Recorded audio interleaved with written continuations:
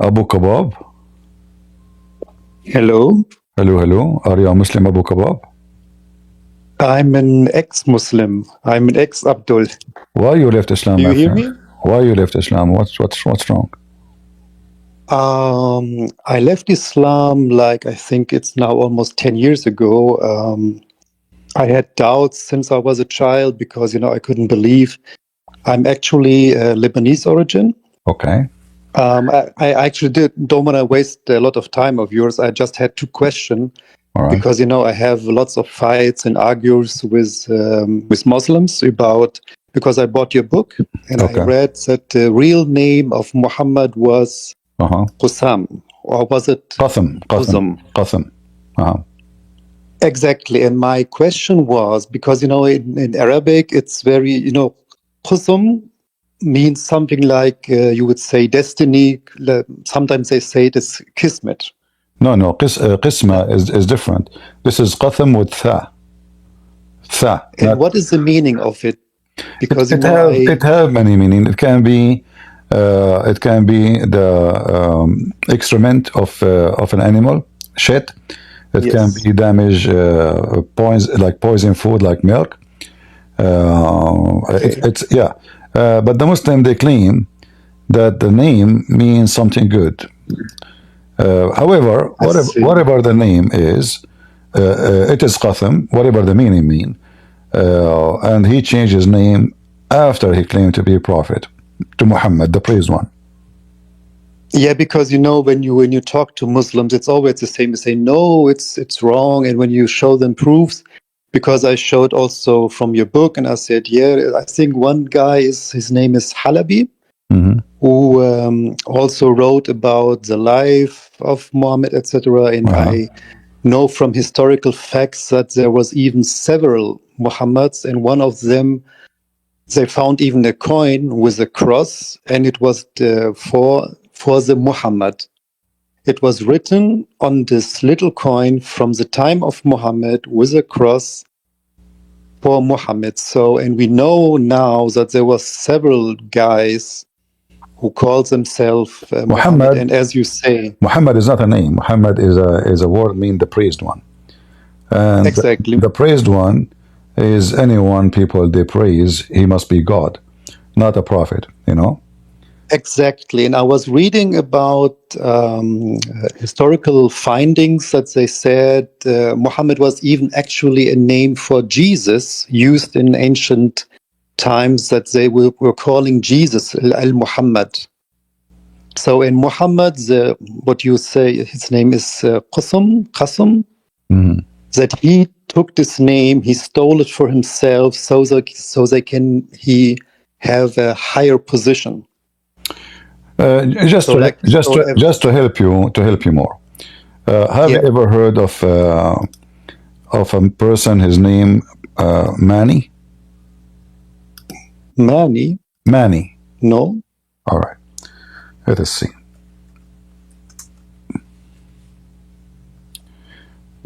Manny, his religion is spread in a massive way in the Middle East, and his followers, they called him Al-Manawiyin. Okay. Let us see. Maybe I can find some. All right. We saw some pictures. So this guy, Muhammad, somehow he is the same as Muhammad. But this guy, he never have an army. He never called for killing. He was kind of a philosopher. All right. But you will find all his stories is the same as the stories of Muhammad, including him going to heaven in the top of a flying animal. So, yeah. So this man, he is a very well-known historic figure, and he is a real person, not fiction. He's a real person who mixed between the religion of Zoroaster and some of Christianity. So even actually until now, there is people who believe, like he have people believe in him until now. They have temple, even in America, I believe. you know. Okay. So it looked like many of the stories Muhammad he took from this man, including the versions, the sky, the trip to the sky, many things you will find. So if you read his book, you will find how close it is to Islam, except there is nothing there about violence. It was ideas of heaven and how to be close to God. Yeah. You know, the funny thing is that I realize, I mean, I'm Lebanese, I'm in Lebanon, and but I realize that most Arabs that I talk to, no matter if they are from Lebanon or if they are from Saudi Arabia, Egypt, wherever, they don't really even understand their own language. I saw the video where he was talking about the word sabra, which means also baptism. Yeah, sibara.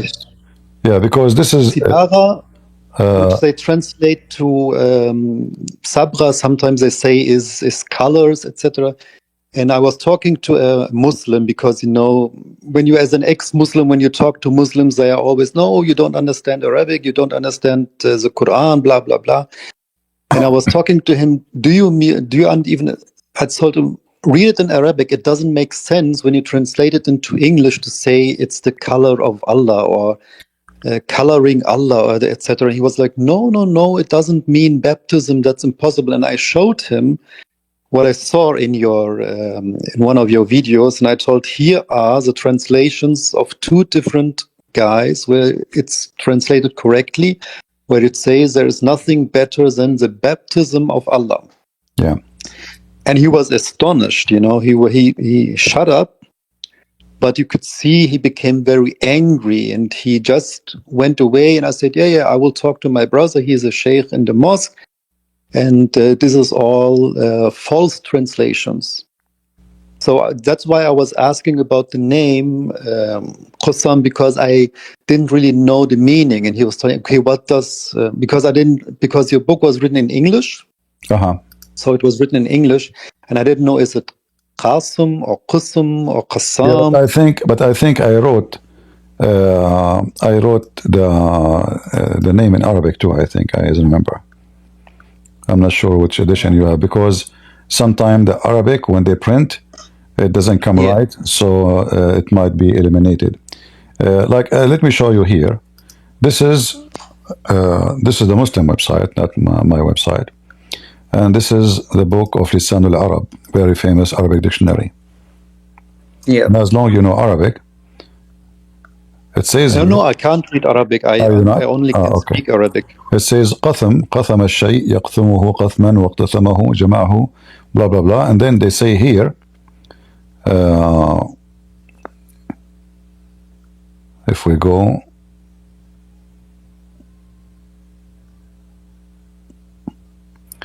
you see it, سمي الذكر من الضبعان قثم لبطئه في مشيه, and even the female. So what is qatham? According to this here interpretation in the dictionary, it is the male hyena or even a female hyena who is very slow in walking. Okay. Yeah. So there is many meaning for qatham, but whatever the meaning the Muslim they like to take, for sure they will take the best of the words, you know. But whatever name they take is going to be bad, you know. Yeah, like it says here, qatham is the poo is where the poo of the hyena drop, you know. No. Yeah. لطخه بقثم لطخه بجأرها لتلطخها بجأرها. So qatham, and for sure the Muslim they will say, and look, even here it says وهذه أسماء النبي سيدنا رسول الله.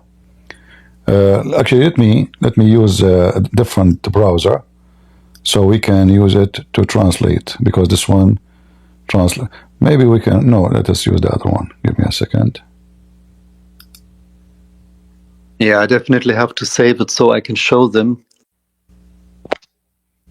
All right, let me see. and share the screen. All right, and now we share it with you here in Discord, so you can see the translation with me. Now, the Google translation will never be perfect. We know that, but it helps to explain. So here you see it says.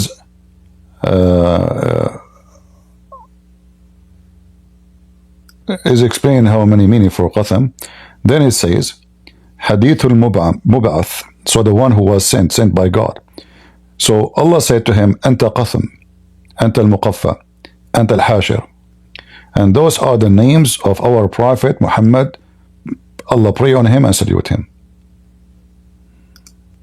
You are Qadam, you are the righteous, you are the noble. These are the names of the Prophet, the messenger of God. May God bless him and grant him peace. All right. So as you see, even in the same dictionary explaining qatham, it says that this is one of the names of Muhammad. All right. Yeah. And then here, it says the following.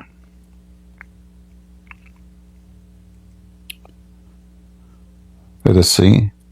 One of the names of the hyena.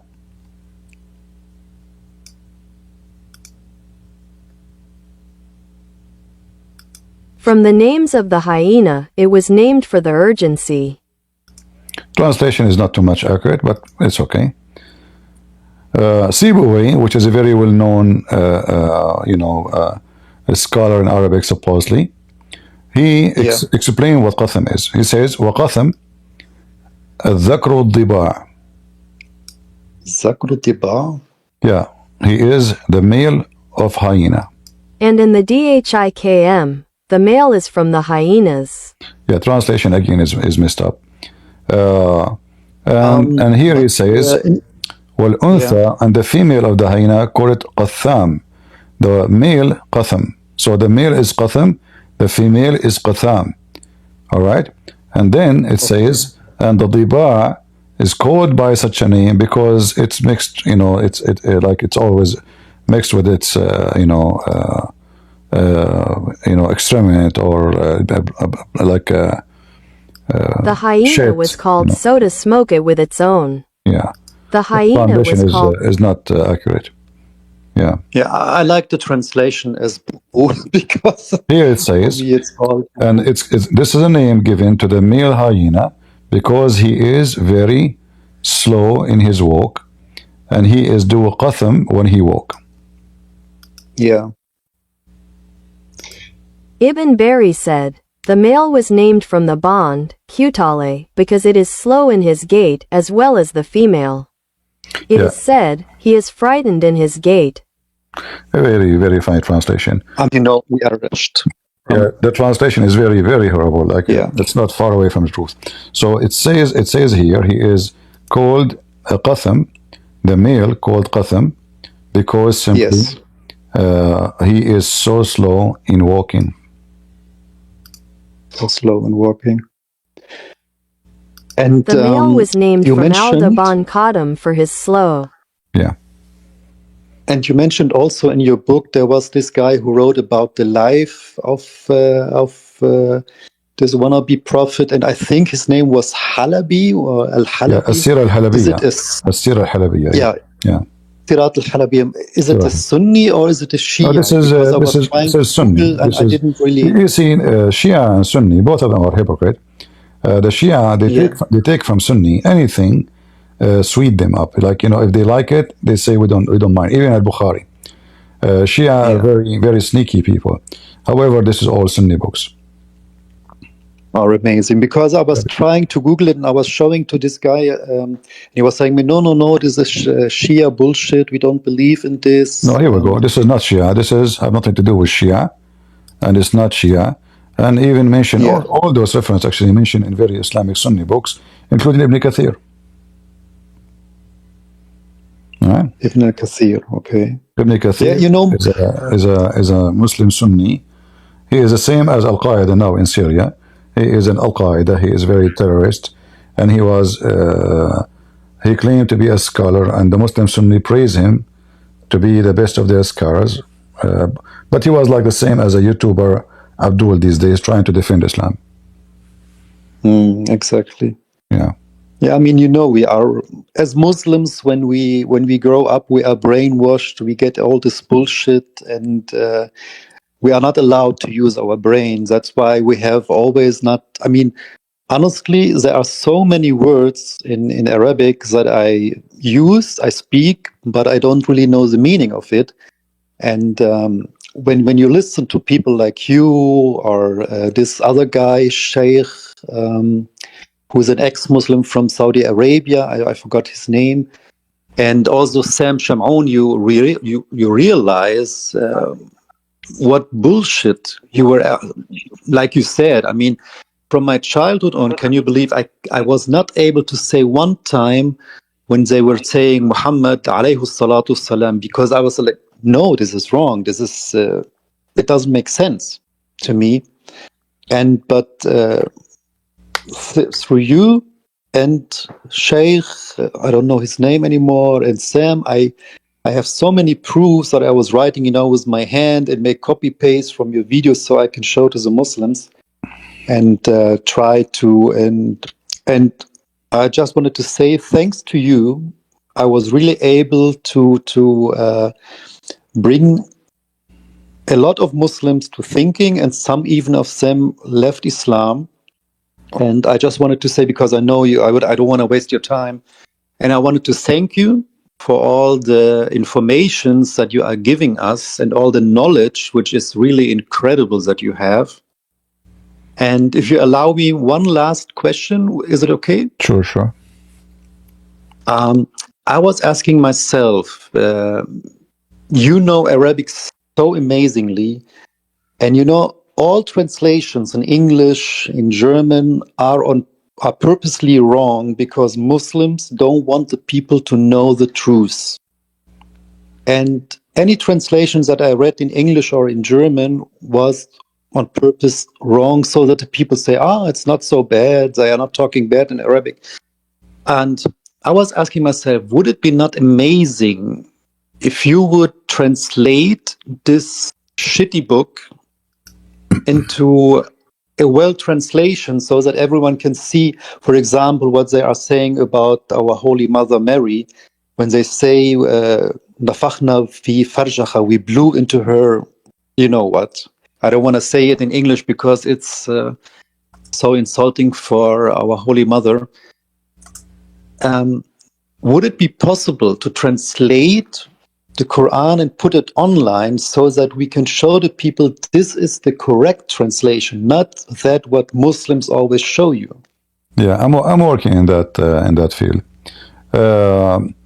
Somebody asking me, like you translated here, I said that Qatham mean the hyena who is covered by his own shit.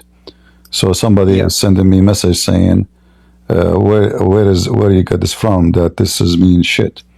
That's very easy to prove.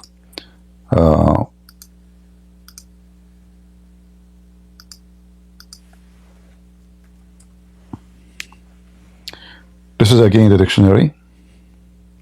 Yeah. As we see in front of us.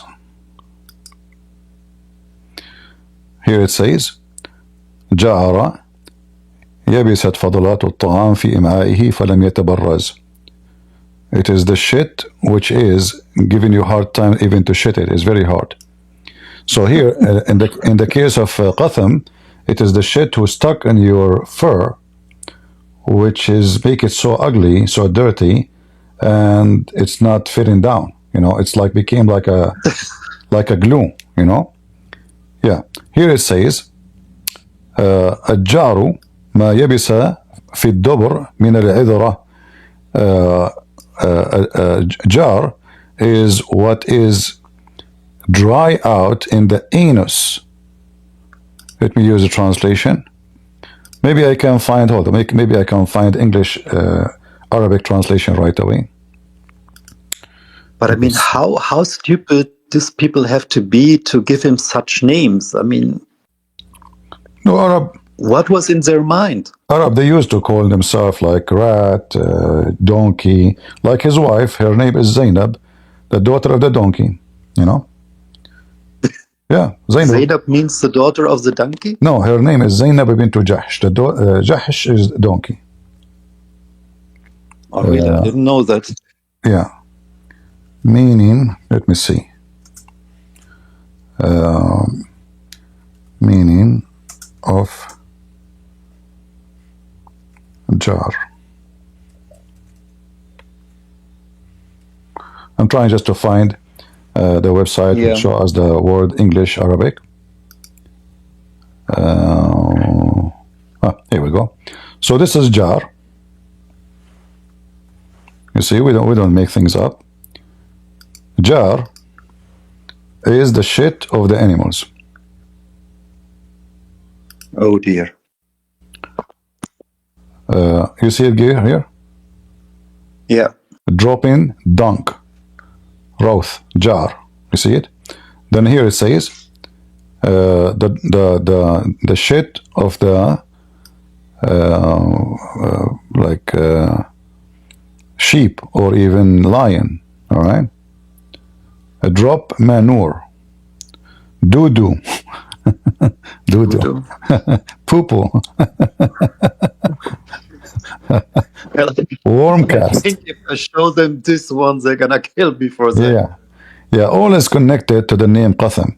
So when we say something, I don't say it because millions of people will read my books, and if I'm making things up, people will laugh at me, right? People they will laugh at you. Nobody will listen to you anymore, because you are losing you're not trustworthy no more, Yeah, I mean, anyway, it's hard to show my let me say my Muslim brothers, who I still consider them because I wanna save them, I wanna help them. I mean, as you can imagine, many times I was beaten. My own family tried to kill me a few times because I left Islam. And even if you show them proofs, whatever you show them, even if you show them from the Quran, you say, no, you don't understand. It's you have to talk to the sheikh. If you tell them, okay, here, your sheikh is, and he said, no, you have to go to a higher one. You have to go to the one in Cairo, for example, where all these Sunni sheikhs came from. And it's and even if you show to Germans, for example, I mean, Google translates Allah into God, which is of course wrong. And I wrote even to Google, I said it's not Allah, because Allah means ilah or ilah.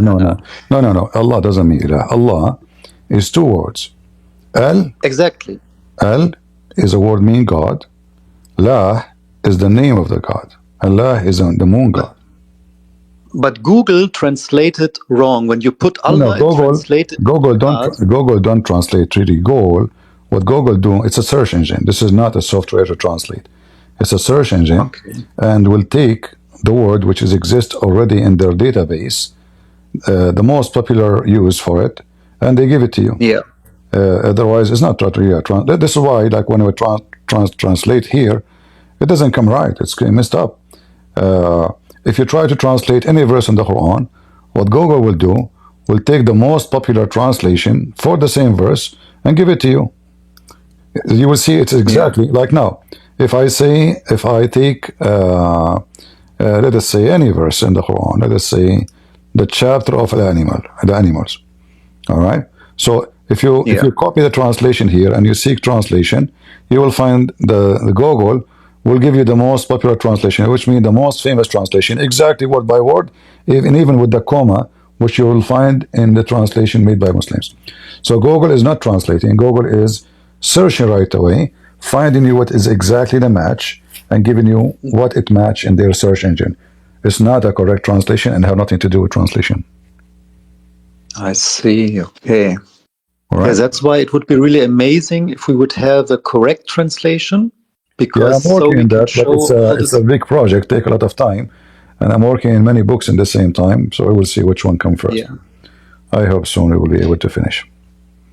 Big project. I hope so too, because it would really help us, to show all the people who are considering Islam, or even to Muslims, to show them, because as you know, we Arabs mostly don't even understand our own language. We speak, and we don't understand a lot of words what we are using. So that would really help. There is a reason for that, because Arabic is not a language. Arabic is a collection of languages. Like, you as you said, you are Lebanese originally.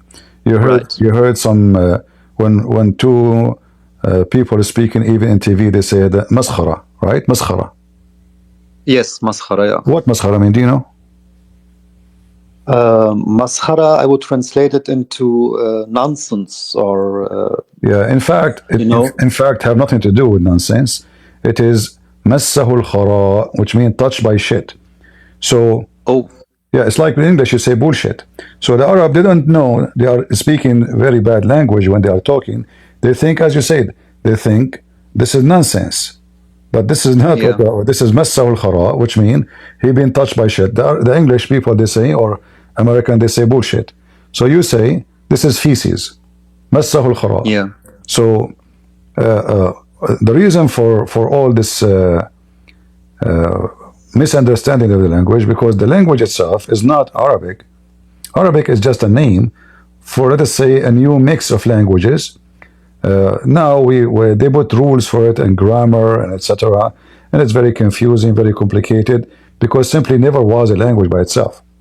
Like, in fact, all the Quran is not Arabic. Samawat is not Arabic. Ard, not Arabic. Ya'lam, not Arabic. Sirrakum, Jahrakum, Taksabun, not Arabic. Ayat, not Arabic. Ayah, not Arabic. I'm just showing you the most famous one. Everything. Qurtas, like, the funny is, they say to you the Quran is a pure Arabic book. But then, in one page you will find thousands of words have nothing to do with the Arabic language. Malik, Malak, Malikan, this is not Arabic. Malak, exactly. This is not Arabic.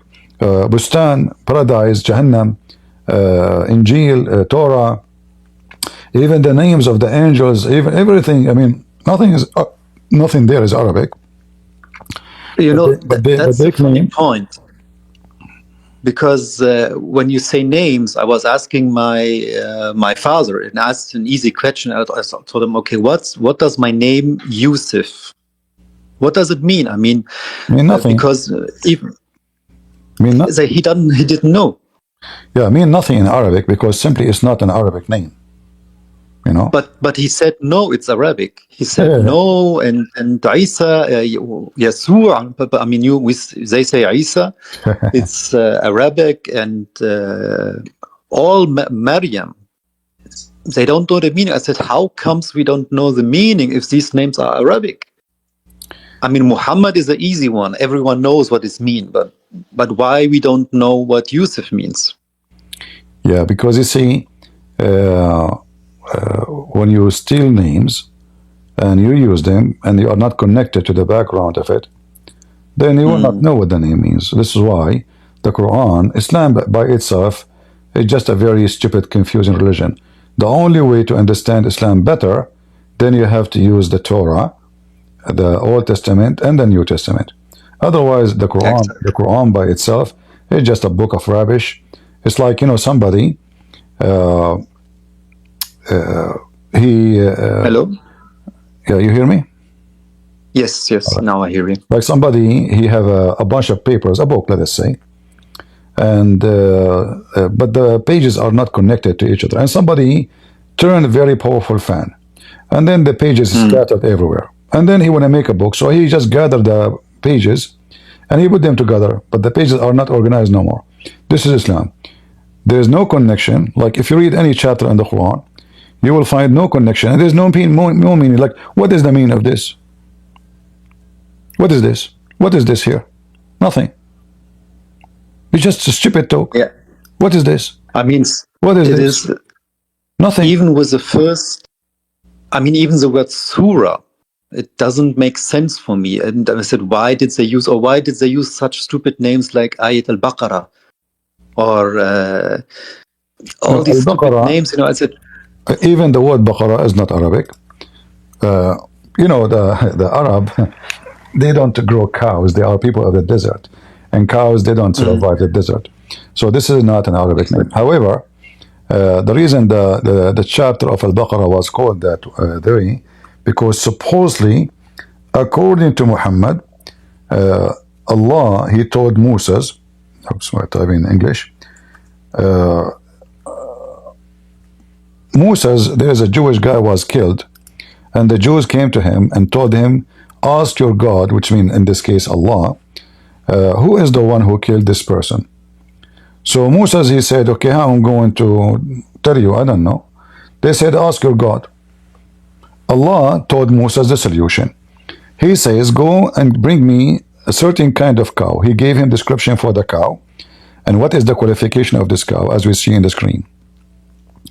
Then he found, he got the cow, which is, according to the description of Allah. And then he slaughtered the cow as Allah told him. And then here, it says here, فَقُلْنَا أُضْرُبُوهُ بِبَعْضِهَا, and we said, strike him, which means the dead man, by the meat of the cow. And this is how Allah resurrected the man from death. And the man, he came from death, and he says, oh, this Abdul, he's the one who killed me. His name is Trump, and he died again. So the story is so dumb and so stupid. And not only that, it says, and this is how Allah raised people from death. Allah raised people from death by beating them by beef. What is this? I thought Allah, if you want something, He say B is going to be. What is the beef relationship with resurrection now? Yeah, I mean, just like there are ice mountains in the sky in the Quran. But no, here Muhammad is just a mouth. The Quran says in chapter 9, if you go chapter 9, verse number 61, you will see the Arab, they call Muhammad an udhun. What udhun mean? He is an ear, which means whatever you say to him, he take the story, he put it in the Quran. They said to him, there's a flying carpet, he put it in the Quran. Talking ant, he put it in the Quran. Flying horse, flying donkey, flying etc. He had it in the, just tell him any story, Muhammad, he will claim it is his God who told him the story, and he put it in the Quran. And this is the same. He heard a bunch of Jews have legions, fictional stories. Muhammad, he heard the story, he put it in the Quran about Musa resurrecting somebody by beating him by beef. Yeah, just like Zulqarnain and all the other nonsense that he put inside because he liked it so much. Yeah, and if you read here actually, what is the relationship here with this verse about resurrecting the dead man by beating him by beef with the verse after it? Nothing. Look how he jumped. Flight of thoughts. Nothing. What is the verse here have to do with this verse? Nothing. So Jesus just said, arise, and Lazarus arise from the dead, but here Moses had to. Yeah, because Moses obviously, according to Muhammad, he was a Hindu. They believe in the power of the cow, So and what make it more funny that Allah, He says, and thus this is how Allah, He raised people from death. How? By beating them by beef. Yeah, I mean, Allah in Quran talks even to Himself and praises Himself, that calls Himself pride. And the funny thing, even with the first surah, it doesn't make sense from the beginning to the end. And if you say, okay, it's Allah talking, so Allah is saying, in the name of Allah. It's so hilarious. And there is not a certain, this might change to the Muslims if they are listening. If anyone can join us and show me one chapter in the Quran is not stupid, just one. You can't find it. It's impossible. This is, when we say Book of God, you expect some high quality wisdom. I mean, there's wise people who are not God, and they speak wisdom. But this guy he claimed that God he's talking here is just so dumb and so stupid, And the proof that the Quran is so stupid, actually, the Muslims, in order to explain what the Quran is saying, they have to add tons of a bracket. Like, it's hard to find one verse, there's no brackets in it. Why? Because simply, without the bracket, the Quran is so stupid. And after the Quran, after the bracket, is more stupid. So they try to fix it by adding brackets because the Quran obviously cannot explain itself. But Exactly. why I need to add bracket everywhere I go if this Quran is so clear? And the Quran says clearly that Allah, He explained the Quran, you know. And so why the Muslim need to explain the Quran if Allah explained the Quran? But the funny thing is, even if they try, they can't explain. Because as I told you in the beginning, I was asking a simple question. Why do we have to say Allah prays on Muhammad? On Muhammad? Because, I mean, if he is God, and they say, no, you don't have to think about it and just accept it. It's something like blessing. I said, no, blessing in Arabic is barakah. So, and there is also other sentence where it says, barakallahu alayhi, blah, blah, blah. So why I have always to say, alayhi salatu salam, wa Allah salli alayhum. I mean, it doesn't make sense to me. Why Yeah, they is try to Allah fix it. They try to fix praying? it. They say it means a blessing, but we know that salah mean a pray, not a blessing. There's a huge difference between prayer and the blessing. Exactly. Yeah. And they got so furious, you know, they got so furious because they couldn't explain it that they really, you know, they punched me so hard that they almost killed me just because I asked this one little question, which they should be easy to explain. But my feeling was that they caught themselves like, oh shit, he's right. Why do we say this? It doesn't make sense. Yeah, well, it's a book of shit anyway. So what you expect from people who believe in shit, they will not be shitty when they respond to you. It's very normal for Muslims to behave in such a way. However, you know, I know how to deal with Muslims. Muslims, if you are kind to them, most of them, they think you are weak. You know, they think it's a weakness of you because you are not aggressive. They understand one language. They understand that if you are a scary person, a terrorist like them, then they will respect you. It's a gang society. It's not a society of logic and science and discussion. Let us see who's right, who's wrong. It's about who is going to have the upper hand physically, not about who is going to have the upper hand by intelligence. If you meet with a Muslim who believe in such a way, then you have to be ready physically, not only mentally, to be in charge with this idiot, because he will use his hand. You know, you have to be ready for that, right? 100. Yeah, I saw it at myself. That's why I. Yeah, but you know, in the my experience, they do that only if they notice that you are not like a very peaceful person. If they notice that you are not, they will behave. You know. They are like puppies, you know. Chihuahua, he bark a lot, but he do nothing if he notice that you are way bigger than him. But the Chihuahua can bite if you run, even if you are big. Or run, and he notice that you are scared of him, even though he's a Chihuahua, he will think now he is a Doberman. That's why I would always advise everyone to go with at least another one or two other people, not to face, you know, a group of Muslims alone, because they don't want to listen and they mostly get just aggressive, especially when you see you are alone. Yeah. They act as a brave if they are a group, but when the person alone, if you insult his God and etc., he don't even respond. Yeah, we know them. Exactly.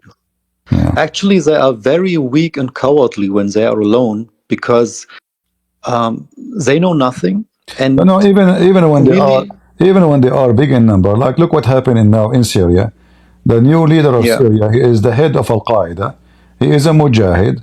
Israel arrived 25 miles away from Damascus. He did not even dare to say one word, not even to mention it. You know, like as if nothing happened. The Israeli army going all the way inside Syria, 25 miles away from Damascus, the capital of Syria. He knew if he opened his mouth, They will do to him the same as they did to Hezbollah, the same they did to the Assad before him. So he chose to be coward but wise. Otherwise, they will make him shish kebab. This is how they are. But the same people, they go after those, poor, unarmed, and now Allahu Akbar, Mujahideen, Allahu Akbar. In the front of the Israeli, they go inside the tunnel. In the front of the people who they are not armed, they are heroes. We know them.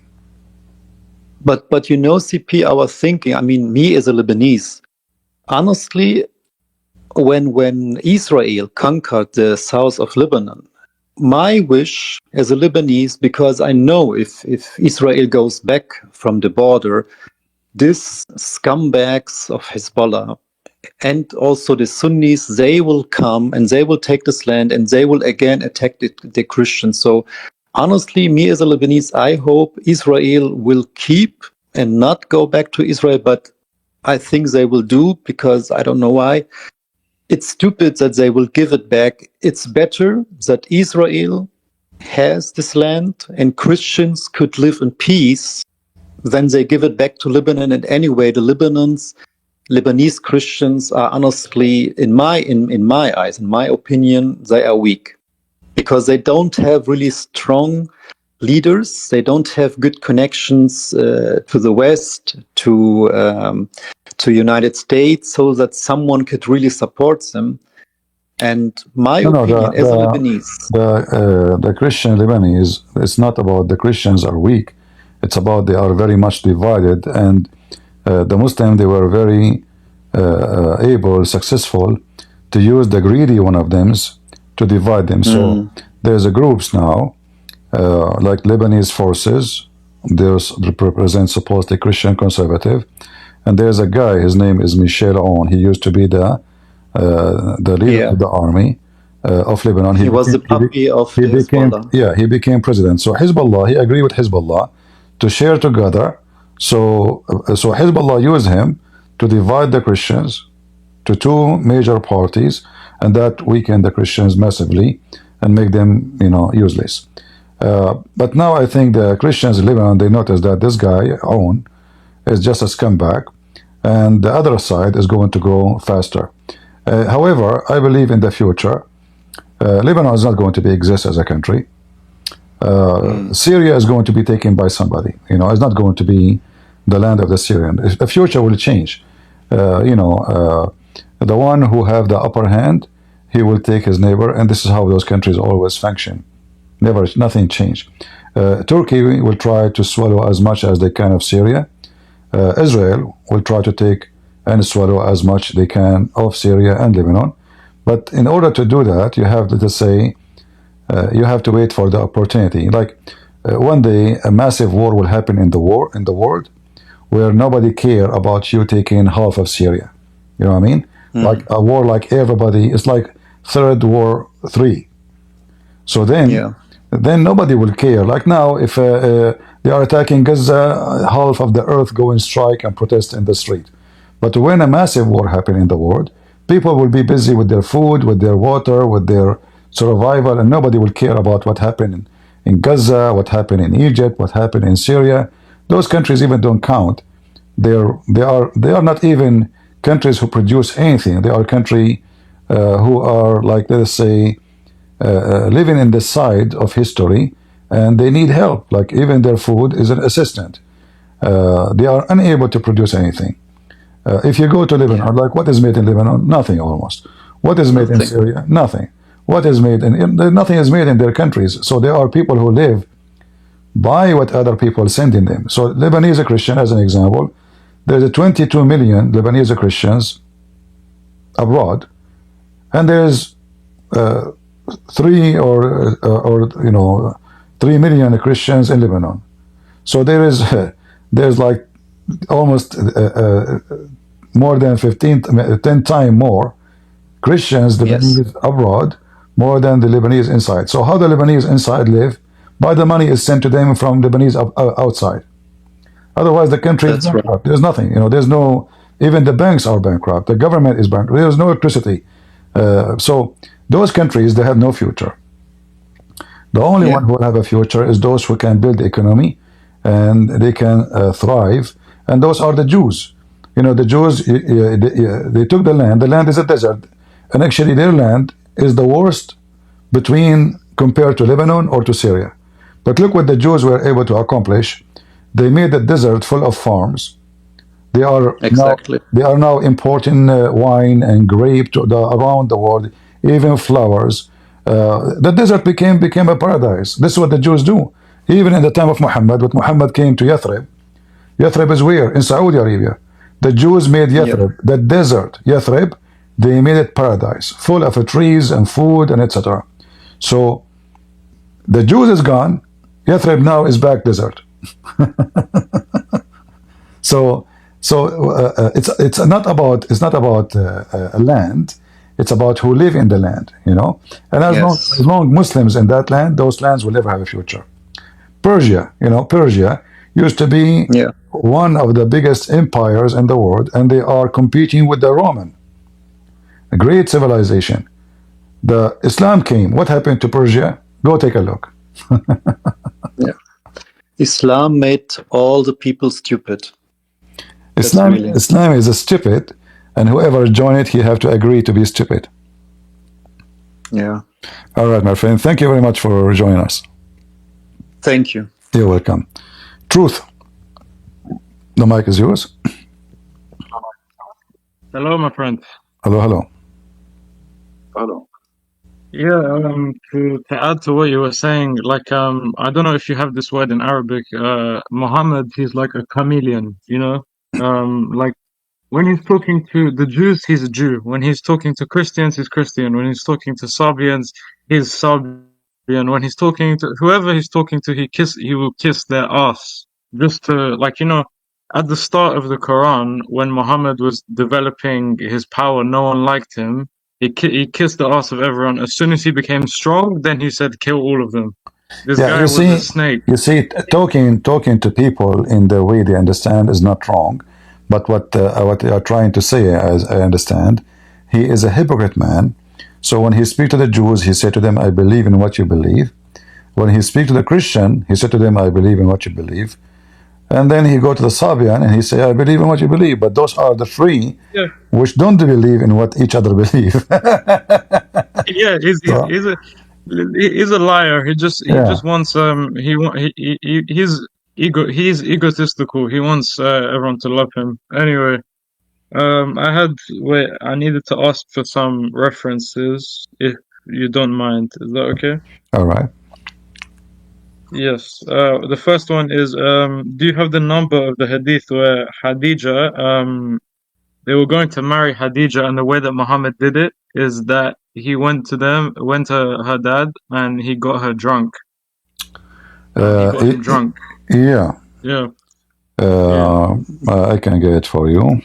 Let us see. Cool.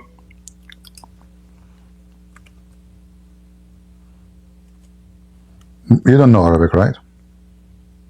No, unfortunately not. But I wish I can learn. Well, you have to use then Google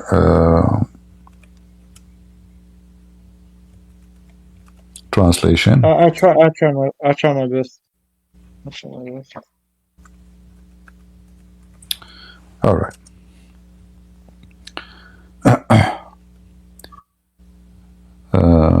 Let us see here.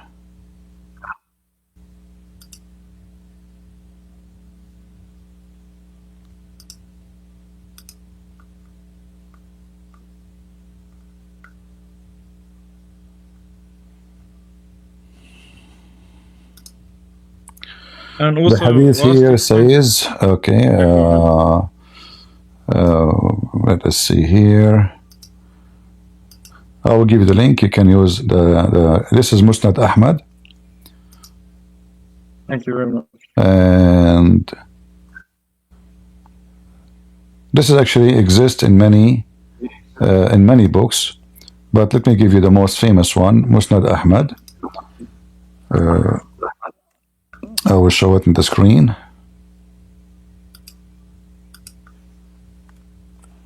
So because the Muslims, they try and escape from hadith. They said the hadith is weak, this is weak, this is weak. So you have to give the most reliable. proof. Yeah, here it says hadith number Musnad Ahmad, Ahmad ibn Hanbal, volume number 1, page number 312, 312, hadith number 2846. It says here that Khadijah, when wanted to marry from Muhammad, she made food and drink, and she invited all her father and his friend, and she made them all drunk. She made them all drunk. Khadijah mentioned and her father wanted to marry him, so she made food and drink, so she called her father and a colleague from Quraysh, so they feed and drank until they were drunk, and Khadijah said to her father. So now Khadijah, this is the plan of Khadijah. She will make her father get drunk, and then when he is drunk, she will tell him that to marry her to Muhammad. So when he wake up, if he question, she said to him, well, are you going to tell the people that you marry me to this man when you are drunk? Do you want? So she blackmailed him.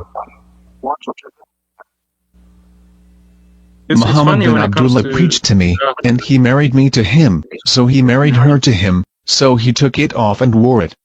You want to recover yourself at Quraysh, telling people that you were drunk and you did not even be satisfied.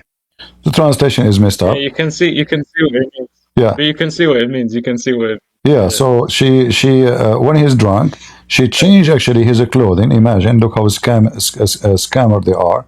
She changed his clothing. She dressed him as if he is going to a wedding, like, as every time there's a clothes people wear when there is an occasion, special occasion. So she dressed up her father after he got drunk with Muhammad, took off his clothes. She dressed him up with a nice clothes. So when he wake up, he says, why I'm wearing those clothes? She said, you don't know? Yesterday you married me to Muhammad. He said, no, I did not do that. Even if you continue reading the hadith, it says he took his sword and he wanted to go and kill Muhammad. He said, I will never let you marry such a low-class man. So this is how Khadijah, she married herself to Muhammad by fraud, and by alcohol.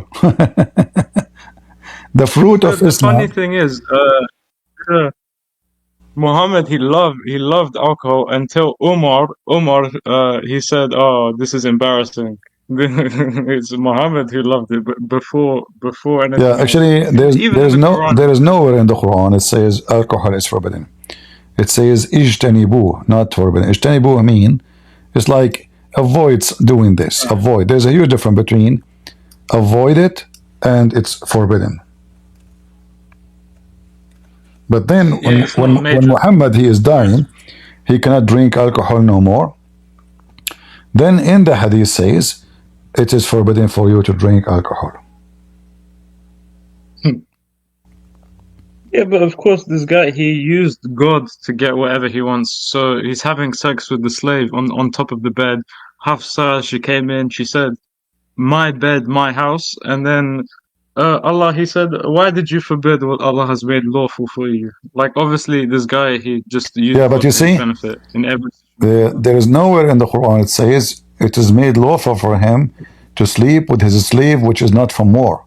The Quran speak about slave from war he can rape, but a slave is out of war, which means a gift, like this woman he slept with, the Coptic woman. She is not from the booty, so it is not lawful for him, and nowhere in the Quran Allah made it lawful for him. So this is another lie in the Quran.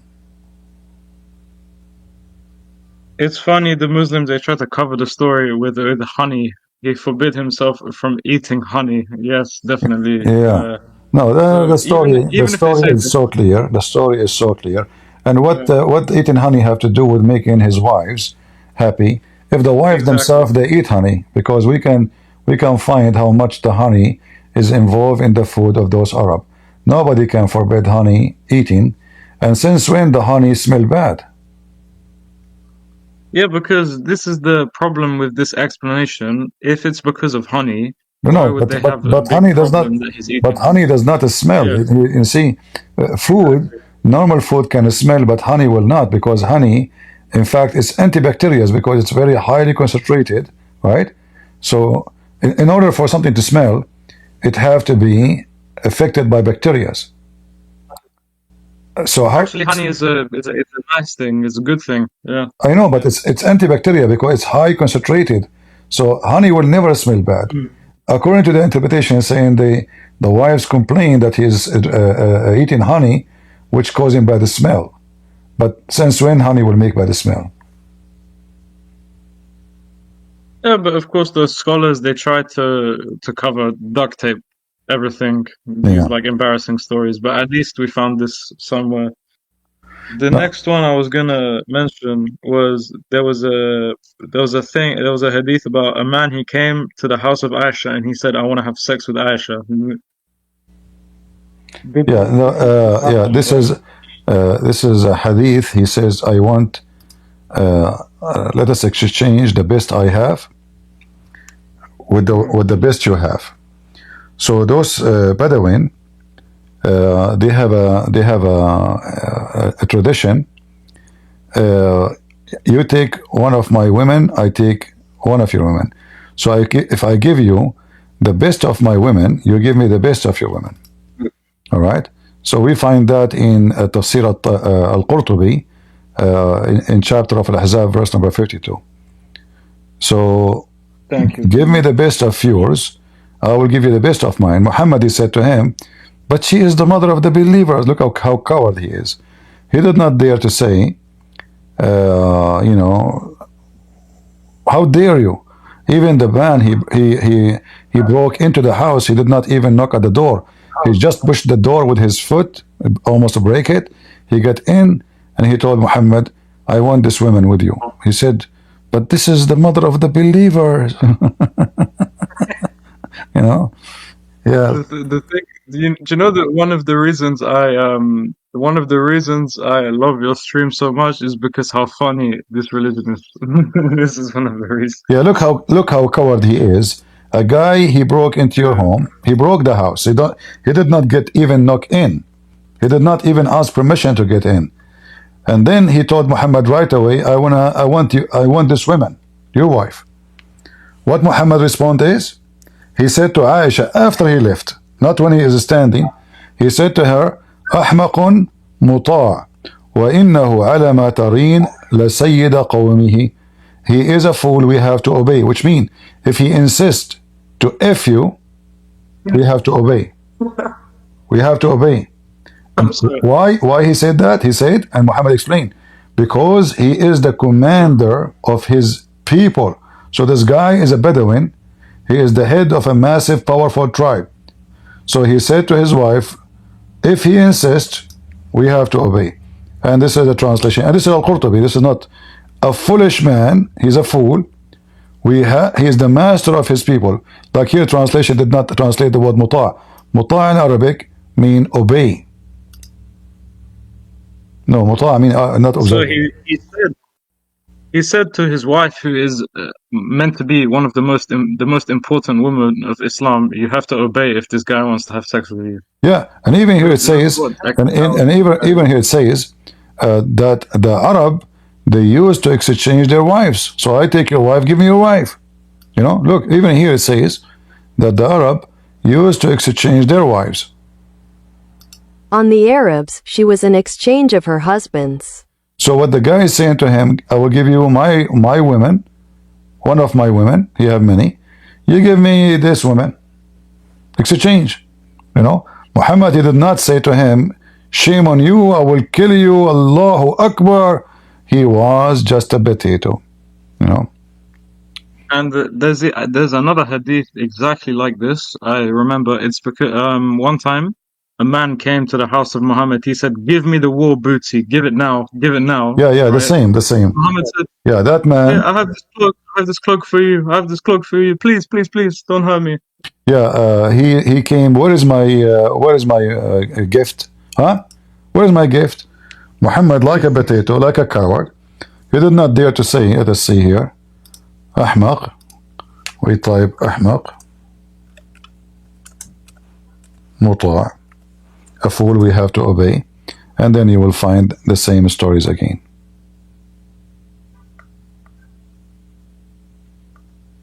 Let us see. I can find it actually.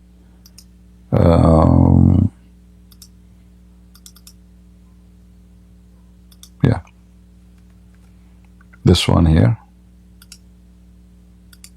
He was a bad-tempered man. I remember this from the hadith. Yeah, it's not about a bad temper, man. It's about a man who Muhammad can't stand for. What happened to Muhammad, the hero who nobody can, face him, etc. Suddenly he is acting like a potato. So the man is very aggressive. Muhammad now is not being wise. Muhammad being coward. He's a chihuahua. He's chihuahua. No, but this is strong. temporarily. Until Muhammad he have his army, then anyone oppose him right away. The Muslim around him says, "Shall we cut his head, Prophet?" Anyone, like anything. Shall we cut his head right away? Here, Muhammad is not a leader of an army yet. Muhammad now is just a potato.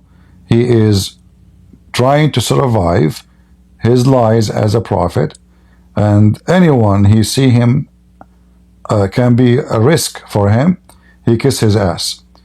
But as soon as Muhammad he have an army to kill for him, all those men around him disappear. All the This is what's happening now in the world with the West, right? They are making the mistake that they don't understand how the ideology, like the West, they know nothing about the ideology. They don't understand that when these Muslim countries, they can't do anything. For now, they will be quiet, but when they have the power to do something, then they will make a problem for you. But they don't understand that. no problem. I believe that nations have to go through some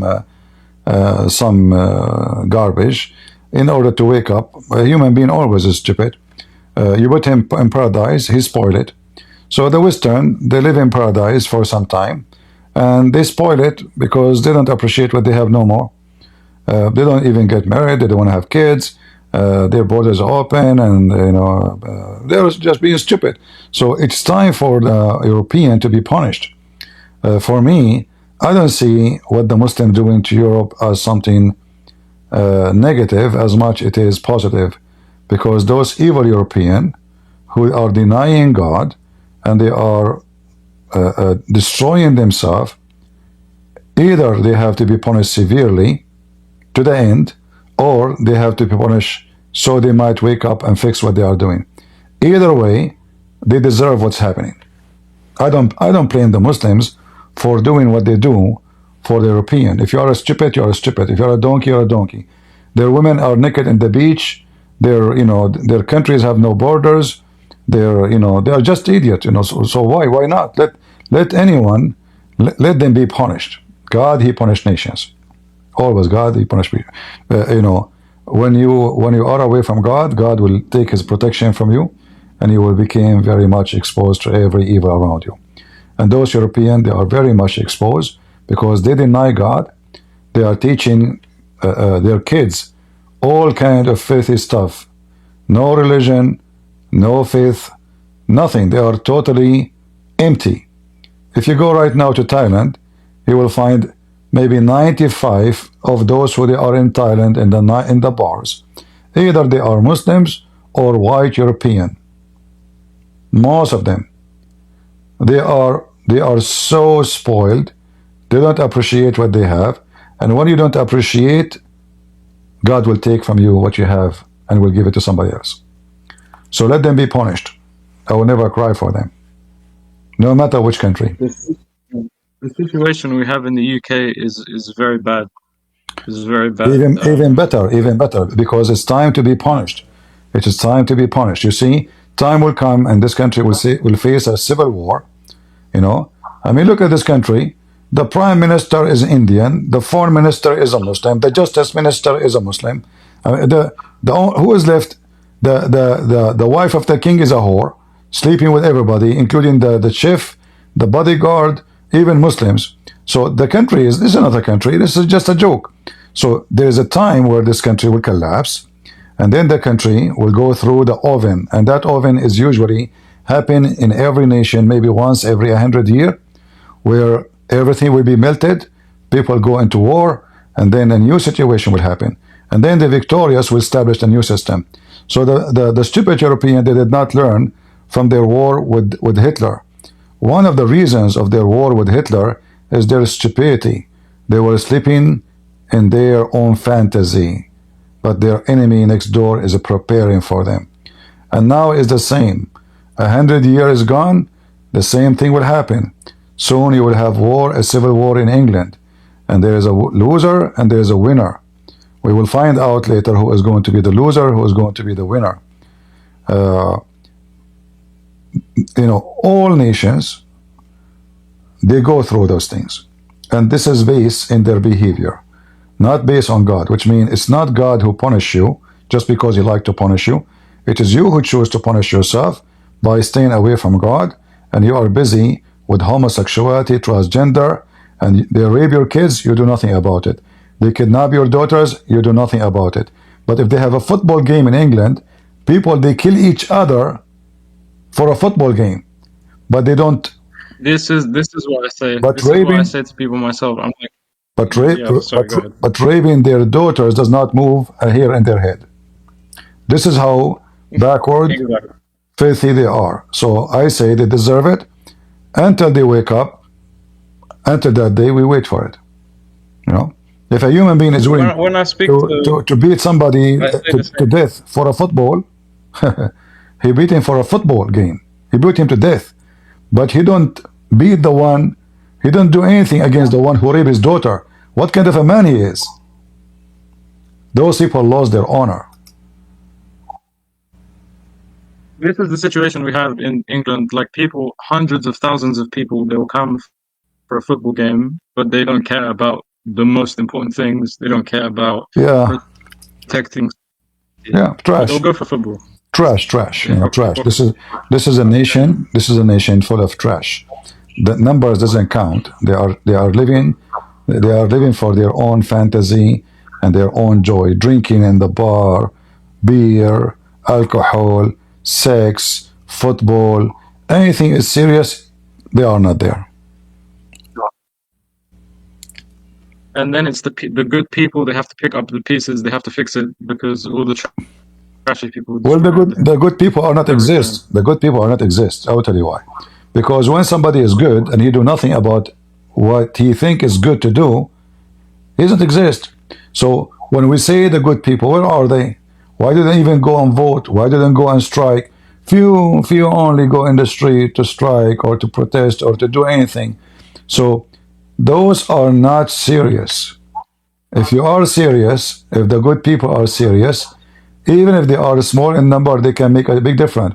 Let me make it simple for you. The Muslims in the UK still they are small in number. How come they have a big impact, but the majority don't have big impact the same as the Muslims? The answer is very simple. The Muslim, they support their cause, and you don't. The thing is with them, they'll always back each other, right? So what? Yeah, why you don't back each other? Why they can back each other, you don't? Even though the Muslims are very much divided, exactly. Shia and Sunni and Ahmadiyya and all the garbage.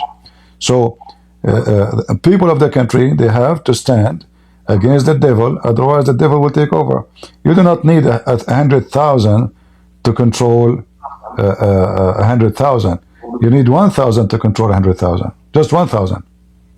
If you have 1,000 criminal gang and you have 100,000 coward, 1,000 they can take over them. They do not need 100,000. And this is why I laugh at people whenever they say, "Oh, I'm not going to vote. I'm not going to vote." Like you have the power to change big things, big change, and you sit on they sit on their ass in their house because they can't be bothered to even go and put a vote in a box. This is where we got to. My friend, I believe any nation they face something bad, it's because they did that to themselves. See, like in America, when the Christian decided to vote, look what happened when we decided to vote. We gave Trump a massive winning because we decided to vote. But the same people, if they let them stay home, nothing will change. So the woke, the gays, the homosexual, the atheists, they are taking over the country, schools, universities, jobs, everything. In fact, if you are not homosexual, they don't give you a job. If you are not, they made a law, it's called diversity law. And then you get a job not because you are qualified, you get a job because of your color, because of your sex, not because of who you are, not because of your degree. So this is happening because I will say that those Christians, they were silenced for long, and they never opened their mouth.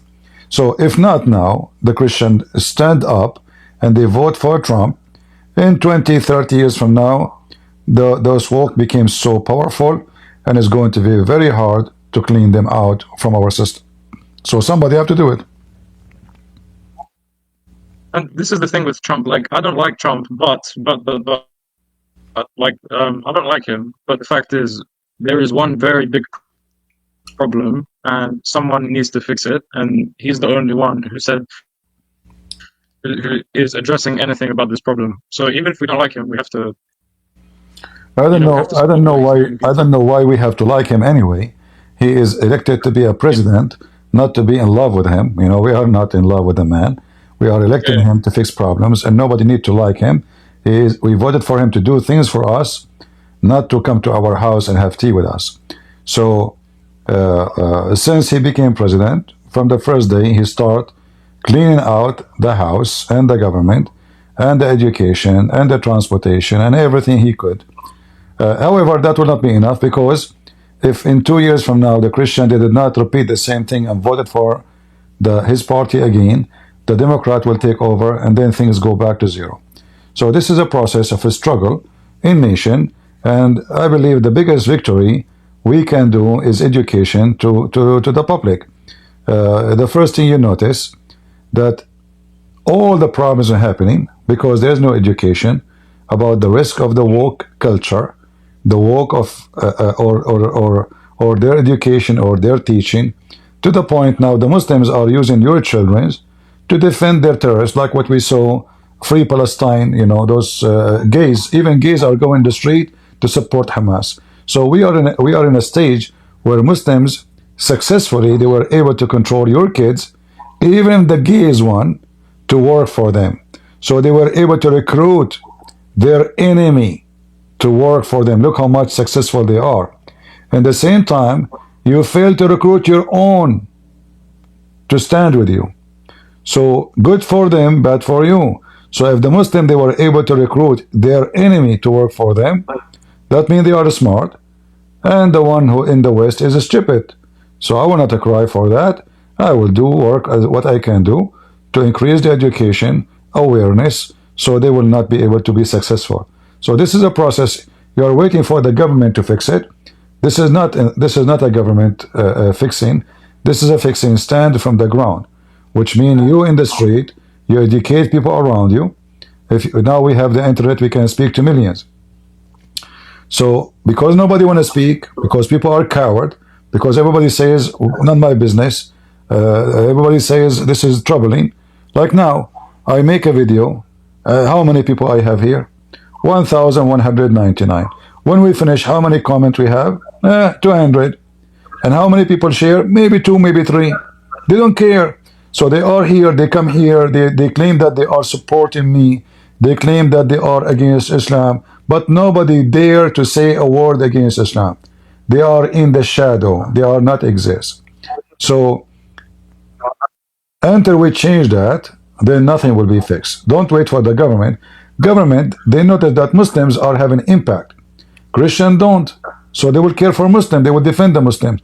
Always politician, he care for the one who make him a congressman, not the one who is just number. So if those Christians don't go and vote, why he will care for them? He will care for those who go vote. If the atheist is the one who vote, he will care for them. He will speak in their name. If the one who go vote is gays, he's a gay too. Those politicians are hypocrite. Whoever make them in the job, they will serve him in the job.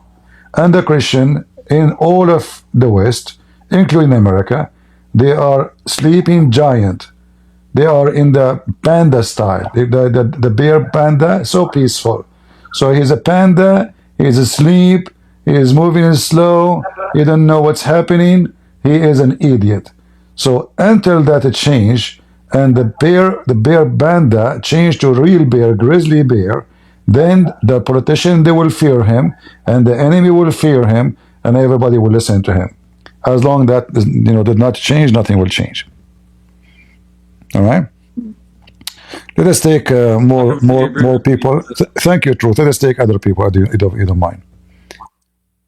Enough politics. Is it okay if I can ask for one more reference, because I meant to ask, but all right. got into a conversation about it. So recently I found out that the Muslims believe in blessed sandals. Blessed what? Blessed sandals, like shoes, the blessed shoes of Muhammad. Like he has a... Yeah, I mean, this is not... They have anything Muhammad he wear, it's a blessed. His hair, his pant, his anything is a blessed. His urine, yeah, and... Yeah, this is because, they always say, okay, we don't worship human beings, but they say that the spit, the shit, the piss of the feet of a man are holy. But like Jesus, he washed the feet of other people. This is the difference between these two guys. It's very obvious to see. Yeah. All right. The last thing I want to ask is, I know you don't have much time, but is there any resource we can use to learn Arabic so we can, take these references easier? Because I'm trying. There's any reason what? Sorry, is there any resource to learn Arabic? Because I'm trying my best to collect everything you say, but I can't. It's not as easy for me. What I would do, I mean, it's not up to me to make it you in different language. If the Islam is an Arabic religion, and whatever we have in English, we share it with you. And most of the English actually is false translation. So you have to take notes of what I say, of what I translate, and then this is how you can study. Otherwise, it does not exist. Like a while ago, any of those websites, they never exist before. I used to translate everything. Not even, there's no Sahih Bukhari in English. There's no Sahih Muslim in English. Nothing in English. This is something new. So before that date, we never have those. Let us say luxury to show you on the screen. Before only we have Arabic and Arabic only. So this is the best we can do. All right. But if you make an Arabic class, I will be the first student. Okay. Yeah, I made a channel to teach Arabic. Nobody joined. But however, you can search for Arab for Christ and you can learn. It's for free. Okay. I have all the class listed there. I will do, because all right. When you, because one day you're not going to be, we need your knowledge. Thank you very much, brother. You're welcome. Do we have any Abdul would like to join us?